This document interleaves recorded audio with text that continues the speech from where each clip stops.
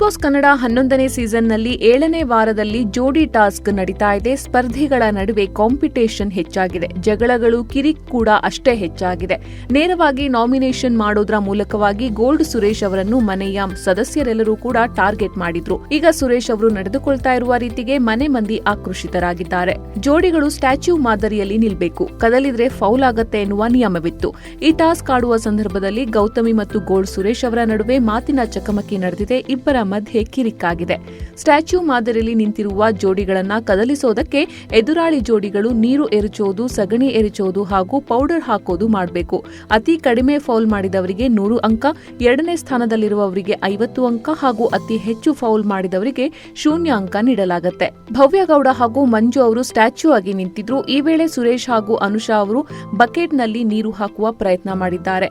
ಇದರಿಂದ ಭವ್ಯ ಅವರ ಕಾಲಿಗೆ ಪೆಟ್ಟು ಬಿದ್ದಿದೆ. ಆಗ ಭವ್ಯ ಅವರು ಅಳು ಬಂದ್ರು ತಡೆದುಕೊಂಡಿದ್ದಾರೆ. ಇದನ್ನು ಗೌತಮಿ ಅವರು ಖಂಡಿಸಿದ್ದು ಸುರೇಶ್ಗೆ ಎಚ್ಚರಿಕೆ ನೀಡಿದ್ದಾರೆ. ಸುರೇಶ್, ನೀವು ಮಾಡಿದ್ದು ತಪ್ಪು. ಗಂಡು ಮಕ್ಕಳಿಗೆ ಮಾತ್ರ ಪ್ರೈವೇಟ್ ಪಾರ್ಟ್ ಇರೋದಾ? ಹೆಣ್ಣು ಮಕ್ಕಳಿಗೂ ಇರುತ್ತೆ. ನೀರನ್ನ ಹಾಕುವಾಗ ಸ್ವಲ್ಪ ಎಚ್ಚರಿಕೆಯಿಂದ ಹಾಕಬೇಕು ಅಂತ ಗೌತಮಿ ಅವರು ಹೇಳಿದ್ದಾರೆ. ಇನ್ನು ಗೌತಮಿ ಅವರ ಮೇಲೂ ಕೂಡ ನೀರನ್ನ ಎರಚುವ ಸಂದರ್ಭದಲ್ಲಿ ಗೋಲ್ಡ್ ಸುರೇಶ್ ಅವರು ಪ್ರಜ್ಞೆ ಇಲ್ಲದೆ ನೀರನ್ನ ಎರಚಿದ್ದಾರೆ ಎನ್ನುವಂತಹ ಒಂದು ಆರೋಪ ಕೂಡ ಗೋಲ್ಡ್ ಸುರೇಶ್ ಮೇಲೆ ಗೌತಮಿ ಅವರು ಮಾಡಿದ್ದಾರೆ.